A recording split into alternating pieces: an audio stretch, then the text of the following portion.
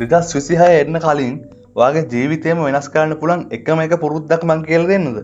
හරි. උදේ හැරුණු ගමන් අපි ගොඩක් අය කරන්නේ මොකද්ද? ෆෝන් එක අතර ගන්න එකනේ.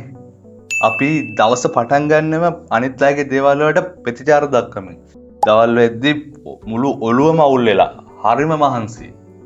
ඔයා දන්නවද? උදේ පළවෙනි මිනිත්තු 10 ඔයාගේ දවසේ ඊළඟ පැය 10 තීරණය කරනවා කියලා. ඉතින් ඔයා දවස පටන් ගන්නේ ෆෝන් එකෙන් නම් ඔයාගේ මොලේ පුරුදු වෙන්න ප්‍රතිචාර දක්වන්න. ඔයා දවස පටන් ගන්නේ පැහැදිලි අරමුණකින් නම් ඔයාගේ මොලේ පුරුදු වෙන්නේ නිර්මාණය කරන්න. ඉතින් 2026 එන්න කලින් මෙන්න මේ පුරුද්ද හදාගන්න. උදේ ඇහැරෙන්න ප්‍රතිචාර දක්වනවා වෙනුවට ඔයාගේ දවස නිර්මාණය කරගන්න. හෙට උදේ ෆෝන් එක අල්ලන්න කලින් පොඩ්ඩක් නවතින්න. ඔයාගෙන් අහන්න මම අද දවස මගේ කරගන්නේ කොහොමද කියලා. ඔයා දැන් ඉන්න කෙනයි 2026 දී ඔයාට වෙන්න ඕන කෙනයි අතර වෙනස පටන් ගන්න ඒ පුංචි තීරණේ. 2026 වෙද්දී ඔයා හදාගන්න ඕනේ මෙන්න මේ පුරුද්ද ගැන සම්පූර්ණ විස්තරය බලන්න. Notify for you channel එක බලන්න.